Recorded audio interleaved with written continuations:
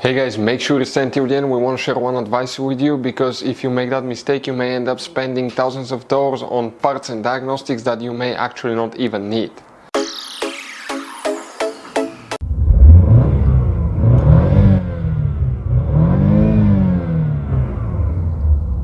Hey guys, welcome back to Electrical Car Repair Live. Thank you guys for watching and subscribing to the channel. Today will be super helpful video to any of you having a Dodge Charger this generation that you see right here from year 2014 to year 2024. If you need to find, guys, you have a problem with oil pressure sensor not working, you want to see which fuses and relays control it, we'll explain that. In addition, for any of you that need to buy any parts, tools at a good price, that way do not waste money and time, we're going to share the information in the video for your convenience. So let's start on it now.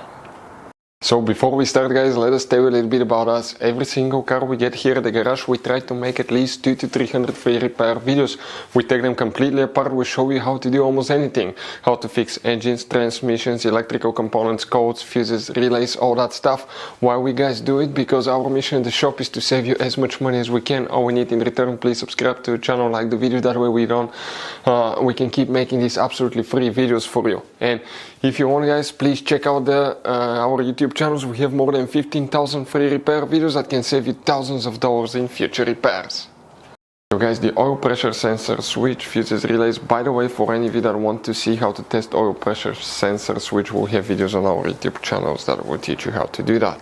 We will demonstrate where you can find these fuses and relays on that Dodge Charger here. We need to go ahead and open the hood, and when you face your engine, it could be V6, V8. On the left side is the fuse box, main engine fuse box. Here you have a couple of tabs that you need to push together, lift the cover up, and underneath, guys, you have that fuse box with a layout like this one here. Before we continue, let's explain quickly why it's always a good idea to test fuses and relays. It is, guys, very important to test fuses and relays. On those fuses you cannot clearly see if they're burnt or not, especially you can see in the J-case fuses as well.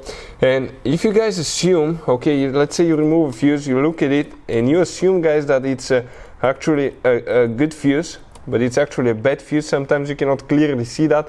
What can easily happen, guys, at that point, you can put the bad fuse in and you start replacing parts and tools that you don't need to, so you lose your time, you lose your money to fix a problem that doesn't exist, when all we had to do is test the fuse and replace it. We'll put a link to a special video that will teach you how to test fuses, how to check relays very easily as well, guys. So check it out, it will be in the description of the video below.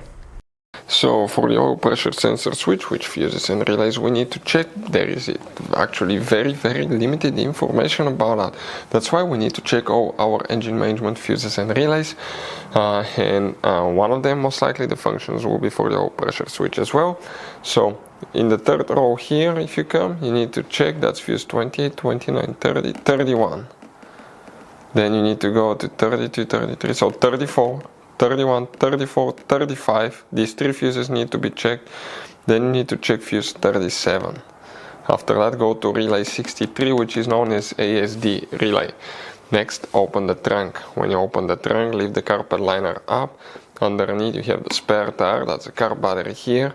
Behind it is a fuse box, that's what it looks like. That's a closer look of it. You need to pull the cover up by squishing the tabs together, and here underneath, that's what it looks like. We need to check relay 29, and some of you may have relay number 14 that you will need to check as well, guys, on your Dodge Charger.